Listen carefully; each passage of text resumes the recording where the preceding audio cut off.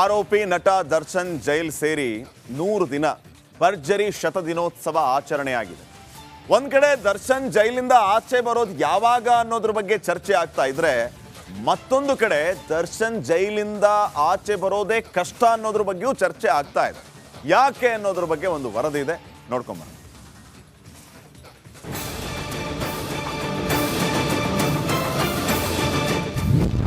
ಜೈಲಿನಲ್ಲೂ 100 ದಿನ ಪೂರೈಸಿದ ದಾಸನ ಬದುಕು. ನಟ ದರ್ಶನ್ಗೆ ಜಾಮೀನು ಸಿಗೋದು ಯಾವಾಗ? ನಟ ದರ್ಶನ್ ಸ್ಯಾಂಡಲ್ವುಡ್ನ ಓಡುವ ಕುದುರೆ. ಅವರನ್ನ ನಂಬಿ ಬಂಡವಾಳ ಹಾಕಿದ ನಿರ್ಮಾಪಕರು ದಂಡಿಯಾಗಿ ದುಡ್ಡು ಮಾಡಿದ್ದೇ ಹೆಚ್ಚು. ದರ್ಶನ್ ಸಾಲು ಹಿಟ್ ಸಿನಿಮಾಗಳನ್ನ ಕೊಟ್ಟ ನಟ. ಶತದಿನಗಳನ್ನ ಕಂಡ ಅದೆಷ್ಟು ಸೂಪರ್ ಹಿಟ್ ಸಿನಿಮಾಗಳು ದರ್ಶನ್ ಬಾಳಿನಲ್ಲಿವೆ. ಆದ್ರೆ ವಿಧಿ ಅನ್ನೋದು ಒಂದಿದೆ ನೋಡಿ, ಅದು ಆಡುವ ಆಟವೇ ಬೇರೆಯದ್ದು. ಹೀಗೆ ಶತದಿನಗಳ ಸಿನಿಮಾ ಕೊಟ್ಟ ನಟ ದರ್ಶನ್ ಬಾಳು ಈಗ 4 ಗೋಡೆಯ ಮಧ್ಯೆಯೂ ಶತದಿನ ಕಂಡಿದೆ. ದರ್ಶನ್ ಜೈಲಿನ ಕಂಬಿಗಳ ಹಿಂದೆ ಹೋಗಿ ಈಗ 100 ದಿನಗಳು ಮುಗಿದಿವೆ. ದರ್ಶನ್ ಸಿನಿಮಾಗಳು 100 ದಿನ ಓಡೋದು ಅಭಿಮಾನಿಗಳ ಪಾಲಿಗೆ ಹಬ್ಬವಾಗಿತ್ತು, ಸ್ಯಾಂಡಲ್ವುಡ್ ಪಾಲಿಗೆ ಶಕ್ತಿಯಾಗಿತ್ತು. ಆದ್ರೆ ಮರ್ಡರ್ ಕೇಸ್ನಲ್ಲಿ ದರ್ಶನ್ ಜೈಲು ಸೇರಿದ್ದು ಸ್ಯಾಂಡಲ್ವುಡ್ಗೂ ಕಳಂಕ, ಅಭಿಮಾನಿಗಳ ಪಾಲಿಗೂ ದೊಡ್ಡ ಕಳಂಕ. ಇನ್ನೊಂದು ವಿಶೇಷ ಅಂದ್ರೆ, ದರ್ಶನ್ ತಾವು ಯಾವುದೇ ಸಿನಿಮಾಗೆ 70 ದಿನಕ್ಕಿಂತ ಜಾಸ್ತಿ ಕಾಲ್ ಶೀಟ್ ಕೊಡಲ್ಲ ಅಂತಿದ್ರು. ಆದ್ರೆ ಜಾಮೀನು ಸದ್ಯಕ್ಕೆ ಸಿಗುವ ಮಾತಿಲ್ಲ ಎನ್ನಲಾಗ್ತಿದೆ. ಪರಪ್ಪನ ಅಗ್ರಹಾರ ಜೈಲಿನಲ್ಲಿದ್ದಾಗ ನಟೋರಿಯಸ್ ನಾಗನ ಸಂಘ ಮಾಡಿದ್ದ ದರ್ಶನ್ ಫೋಟೋಗಳು ಲೀಕ್ ಆಗಿದ್ವು. ಕೈಯಲ್ಲಿ ಸಿಗರೇಟು, ಕಾಫಿ ಕಪ್ಪಿತ್ತು. ಅದಾದ್ಮೇಲೆ ದರ್ಶನ್ ಅನ್ನ ಬಳ್ಳಾರಿ ಜೈಲಿಗೆ ಶಿಫ್ಟ್ ಮಾಡಲಾಗಿದೆ. ಆ ಸಂದರ್ಭದಲ್ಲಿ ಅಭಿಮಾನಿಗಳು ನೋಡಿದ್ರ ತಮ್ಮ ಬಾಸ್ 70 ದಿನದ ಮೇಲೆ ಯಾರಿಗೂ ಕಾಲ್ ಶೀಟ್ ಕೊಡಲ್ಲ ಅಂತ ಹೇಳ್ಕೊಂಡಿದ್ರು. ಆದ್ರೆ ಇದೀಗ ದರ್ಶನ್ ಜೈಲು ಸೇರಿ ಬರೋಬ್ಬರಿ 100 ದಿನ ಕಳೆದಿದೆ. ಜೂನ್ 22ರಂದು ಪರಪ್ಪನ ಅಗ್ರಹಾರ ಸೇರಿದ ಪೊರ್ಕಿ 68 ದಿನ ಪರಪ್ಪನ ಅಗ್ರಹಾರ ಜೈಲಿನಲ್ಲಿ ಸೆರೆವಾಸ ಅನುಭವಿಸಿದ್ರೆ 32 ದಿನ ಬಳ್ಳಾರಿ ಜೈಲಿನಲ್ಲಿ ಬದುಕು ನಡೆಸಿದ್ದಾರೆ. ಬೆಂಗಳೂರು ಜೈಲಲ್ಲಿರುವಷ್ಟು ದಿನ ದರ್ಶನ್ ಬೆಂದಾಸಾಗಿಯೇ ಇದ್ರು. ಪೊರ್ಕಿಗೆ ಬೇಕಾದ ವ್ಯವಸ್ಥೆಯನ್ನ ನಟೋರಿಯಸ್ ಗಳಾಗಿರುವಂತ ವಿಲ್ಸನ್ ಗಾರ್ಡನ್ ನಾಗ ಮತ್ತು ಬೇಕರಿ ರಘು ಮಾಡ್ತಿದ್ರು. ಆದ್ರೆ ಅದೊಂದು ಫೋಟೋ ವೈರಲ್ ದರ್ಶನ್ ಬಳ್ಳಾರಿ ಜೈಲಿಗೆ ಶಿಫ್ಟ್ ಆಗುವಂತೆ ಮಾಡಿದೆ. ಹಾಗೆ ಯಾವಾಗ ಬಳ್ಳಾರಿ ಜೈಲು ಸೇರಿದ್ರು ಆವಾಗ್ಲೇ ದರ್ಶನ್ಗೆ ನಿಜವಾದ ಜೈಲು ದರ್ಶನವಾಗಿದ್ದು.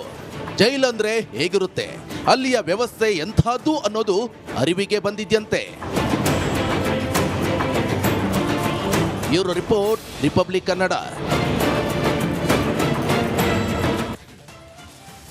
ಆರೋಪಿ ನಟ ದರ್ಶನ್ ಜೈಲ್ ಸೇರಿ 100 ದಿನ ಭರ್ಜರಿ ಶತದಿನೋತ್ಸವ ಆಚರಣೆಯಾಗಿದೆ. ಒಂದ್ ಕಡೆ ದರ್ಶನ್ ಜೈಲಿಂದ ಆಚೆ ಬರೋದು ಯಾವಾಗ ಅನ್ನೋದ್ರ ಬಗ್ಗೆ ಚರ್ಚೆ ಆಗ್ತಾ ಇದ್ರೆ, ಮತ್ತೊಂದು ಕಡೆ ದರ್ಶನ್ ಜೈಲಿಂದ ಆಚೆ ಬರೋದೇ ಕಷ್ಟ ಅನ್ನೋದ್ರ ಬಗ್ಗೆಯೂ ಚರ್ಚೆ ಆಗ್ತಾ ಇದೆ. ಯಾಕೆ ಅನ್ನೋದ್ರ ಬಗ್ಗೆ ಒಂದು ವರದಿ ಇದೆ, ನೋಡ್ಕೊಂಬ.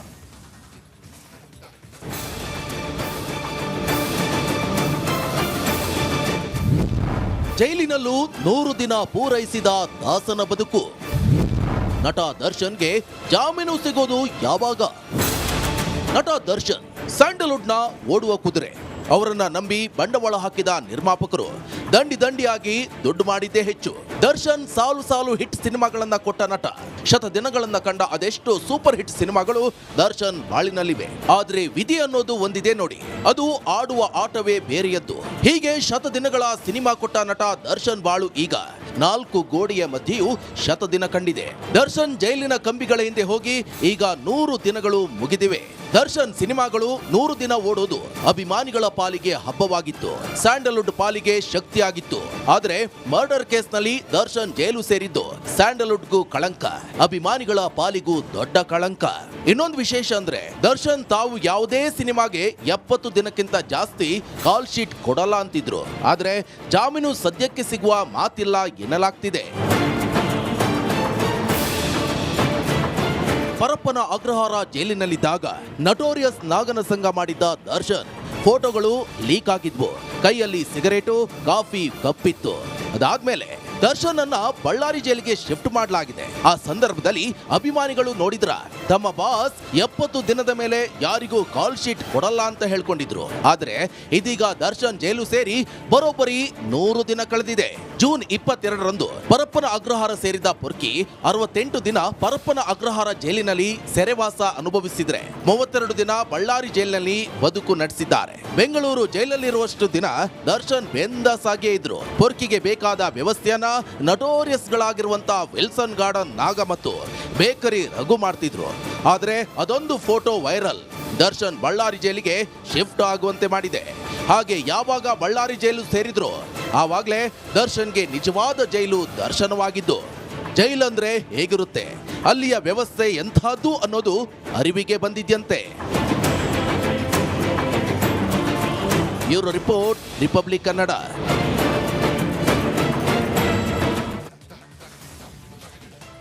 ಇನ್ನು ಇದೇ ಸಂದರ್ಭದಲ್ಲಿ ದರ್ಶನ್ ಅಭಿಮಾನಿಗಳ ಅತಿರೇಕ ಎಲ್ಲೇ ಮೀರ್ತಾ ಇದೆ. ಡಿ ಬಾಸ್ ಘೋಷಣೆಯನ್ನ ಪ್ರಶ್ನೆ ಮಾಡಿದ್ದಕ್ಕೆ ಯಾವ ರೀತಿಯ ವರ್ತನೆಯನ್ನ ತೋರಿದ್ದಾರೆ ಅನ್ನೋದಕ್ಕೆ ಒಂದು ಬ್ರೇಕಿಂಗ್ ಅಪ್ಡೇಟ್ ಈಗ ಬರ್ತಾ ಇದೆ. ಚಾಕುವಿನಿಂದ ಕುತ್ತಿಗೆ ಕುಯ್ದು ಅಂಧಾಭಿಮಾನಿಗಳು ದುರ್ವರ್ತನೆಯನ್ನ ಮೆರೆದಿದ್ದಾರೆ ಅನ್ನುವಂತಹ ವಿಚಾರ ಗೊತ್ತಾಗ್ತಾ ಇದೆ. ಬೆಂಗಳೂರಿನ ಕೆಂಗೇರಿ ಬಳಿಯ ಸೂಲಿಕೆರೆಯಲ್ಲಿ ನಡೆದಿರುವ ಘಟನೆ ಇದು. ಗಾರೆ ಕೆಲಸಗಾರ ವೆಂಕಟಸ್ವಾಮಿ ಎಂಬಾತನ ಮೇಲೆ ಈ ರೀತಿ ಹಲ್ಲೆ ನಡೆದಿದೆ. ರಾಮನಗರದ ದೊಡ್ಡಮಣ್ಣು ಗುಡ್ಡ ಗ್ರಾಮದ ನಿವಾಸಿ ಈತ. ಹಲ್ಲೆಗೊಳಗಾದ ವೆಂಕಟಸ್ವಾಮಿ ಪತ್ನಿ ಈಗ ದೂರನ್ನ ದಾಖಲಿಸಿದ್ದಾರೆ ಇವರ ವಿರುದ್ಧ. ಕುಂಬಳಗೋಡು ಠಾಣೆಗೆ 2 ಆರೋಪಿಗಳ ವಿರುದ್ಧ ದೂರು ದಾಖಲಾಗಿರೋದು. ರಾಮನಗರದ ಕಿರಣ್ ಹಾಗೂ ಮಹದೇವ ಆರೋಪಿಗಳಾಗಿದ್ದಾರೆ. ಡಿ ಬಾಸ್ ಎಂಬ ಘೋಷಣೆಯನ್ನ ಪ್ರಶ್ನೆ ಮಾಡಿದ್ದಕ್ಕೆ ಚಾಕುವಿನಿಂದ ಕುತ್ತಿಗೆ ಕೊಯ್ದ ಅಂಧಾಭಿಮಾನಿಗಳು ಇವರ ವಿರುದ್ಧ ಈಗ ದೂರು ದಾಖಲಾಗಿದೆ.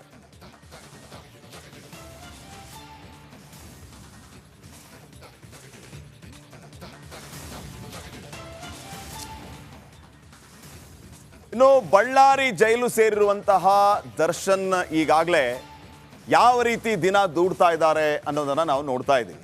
ಮತ್ತೊಂದು ಕಡೆ ಮಾನಸಿಕ ನೆಮ್ಮದಿ ಅನ್ನುವಂಥದ್ದೇ ದರ್ಶನ್ಗೆ ಇಲ್ಲವಾಗಿದೆ ಅನ್ನೋದ್ರ ಬಗ್ಗೆಯೂ ಕೂಡ ಚರ್ಚೆ ಆಗ್ತಾ ಇದೆ. ಹಾಗಿದ್ರೆ ಅಸಲಿಗೆ ಬಳ್ಳಾರಿ ಜೈಲಲ್ಲಿ ದರ್ಶನ್ ಹೇಗಿದ್ದಾರೆ? ಇಲ್ಲಿಯೂ ಕೂಡ ಹತ್ತತ್ರ 1 ತಿಂಗಳ ಮೇಲೆ ಆಯಿತು ದರ್ಶನ್ ಬಳ್ಳಾರಿ ಜೈಲಿಗೆ ಶಿಫ್ಟ್ ಆಗಿ. ಈ ಬಗ್ಗೆ ಒಂದು ವರದಿದೆ, ನೋಡ್ಕೊಂಬರೋಣ.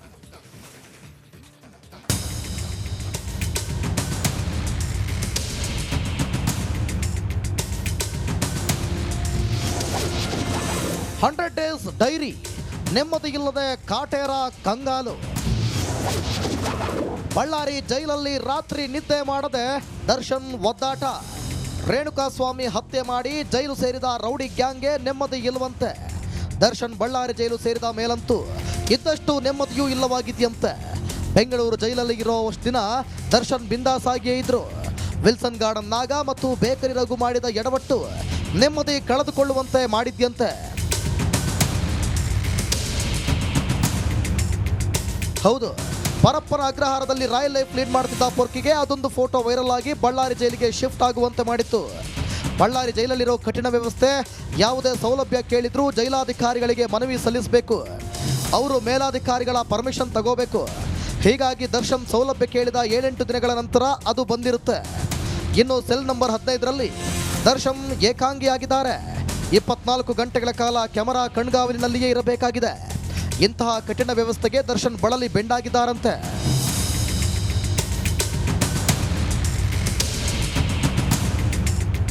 ಯಾಕಾದ್ರೂ ಬೆಂಗಳೂರು ಜೈಲಲ್ಲಿ ನಾಗನ ಸಹವಾಸ ಮಾಡಿದ್ದು ಅಂತ ಪಶ್ಚಾತ್ತಾಪ ಪಡ್ತಿದ್ದಾರೆ.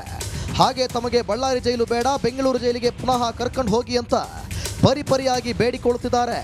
ಹೀಗಾಗಿ ರಾತ್ರಿ ನಿದ್ದೆ ಮಾಡ್ತಿಲ್ವಂತೆ. ಎತ್ತ ಕುಟುಂಬಸ್ಥರನ್ನು ಭೇಟಿ ಮಾಡಲು ಆಗ್ತಿಲ್ಲ, ಅತ್ತ ಪವಿತ್ರನೂ ಇಲ್ಲ ಎಂದು ಕಣ್ಣೀರು ಹಾಕ್ತಿದ್ದಾರಂತೆ. ಪೊರ್ಕಿಗೆ ಕಾಡ್ತಿದೆಯಂತೆ ರೇಣುಕಾಸ್ವಾಮಿ ಕೊಲೆ ಪಶ್ಚಾತ್ತಾಪ. ಸದ್ಯ ಬಳ್ಳಾರಿ ಜೈಲಿನಲ್ಲಿ ದರ್ಶನ್ಗೆ ಒಂದು ಸಂಪೂರ್ಣವಾದ ಕೋಣೆಯನ್ನು ನೀಡಲಾಗಿದೆಯಂತೆ. ಯಾವ ಖೈದಿಗಳು ಇಲ್ಲ, ಒಂಟಿಯಾಗಿ ಜೈಲಿನ ಕೋಣೆಯ ಒಳಗೆ ಪರದಾಡುತ್ತಿದ್ದಾರಂತೆ. ಈ ಮಧ್ಯೆ ಪವಿತ್ರ ಗೌಡ ಪವನ್ ಪ್ರದೋಷ್ ಮಾತು ಕೇಳಿ ನಾನು ಕೆಟ್ಟೆ, ರೇಣುಕಾಸ್ವಾಮಿಯನ್ನು ನಾನು ಕೊಲ್ಲಬಾರದಿತ್ತು ಎಂಬ ಪಶ್ಚಾತ್ತಾಪದ ಮಾತುಗಳನ್ನು ಆಡ್ತಿದ್ದಾರಂತೆ. ರಾತ್ರಿ ನಿದ್ದೆ ಮಾಡದೆ ಜೈಲಿನಲ್ಲಿ ದರ್ಶನ್ ಒದ್ದಾಟ. ರೇಣುಕಾಸ್ವಾಮಿ ಹತ್ಯೆ ಘಟನೆ ನೆನೆದು ದರ್ಶನ್ ಮಾನಸಿಕವಾಗಿ ಕುಸಿದಿದ್ದಾರಂತೆ. ಹೀಗಾಗಿ ರಾತ್ರಿ ನಿದ್ದೆ ಮಾಡದೆ ಸರಿಯಾಗಿ ಊಟ ಮಾಡದೆ ನೊಂದಿದ್ದಾರಂತೆ. ಕುಟುಂಬಸ್ಥರು ಕಂಡಾಗ ದರ್ಶನ್ ಸ್ವಲ್ಪ ನೆಮ್ಮದಿಯಾಗಿರ್ತಾರಂತೆ. Bureau report, Republic Kannada. MUDA ಹಗರಣದ ವಿಚಾರಕ್ಕೆ ಸಂಬಂಧಪಟ್ಟಂತೆ ಸಿಎಂ ಸಿದ್ದರಾಮಯ್ಯ ಅವರ ರಾಜೀನಾಮೆಗೆ ಆಗ್ರಹ ಹೆಚ್ಚಾಗ್ತಾ ಇದೆ. ಸಿದ್ದರಾಮಯ್ಯ ಅವರು ಮೇಲ್ನೋಟಕ್ಕೆ ರಿಯಾಕ್ಟ್ ಮಾಡ್ತಾ ಇರುವಂತಹ ರೀತಿಯನ್ನ ಗಮನಿಸಿದ್ರೆ ಕಾನೂನು ಹೋರಾಟವನ್ನ ಮಾಡ್ತೀವಿ, ನಾವು ಯಾವುದೇ ಕಾರಣಕ್ಕೂ ಜಗ್ಗಲ್ಲ ಬಗ್ಗಲ್ಲ, ರಾಜೀನಾಮೆಯ ಪ್ರಶ್ನೆಯೇ ಇಲ್ಲ ಅಂತ ಹೇಳ್ತಾ ಇದ್ದಾರೆ. ಆದರೆ ಒಳಾರ್ಥದಲ್ಲಿ ಸಿಎಂ ಸಿದ್ದರಾಮಯ್ಯ ಅವರು ಈ ಒಂದು ಮೂಡ ಮರ್ಮಾಘಾತವನ್ನ ಎದುರಿಸ್ತಾ ಇದ್ದಾರೆ. ಅವರಿಗೂ ಕೂಡ ಆತಂಕ ಕಾಡ್ತಾ ಇದೆ ಅನ್ನುವಂತಹ ವಿಚಾರ ಕೇಳಿ ಬರುತ್ತಿದೆ. ಈ ಬಗ್ಗೆ ಒಂದು ವರದಿ ನಿಮ್ಮ ಮುಂದೆ.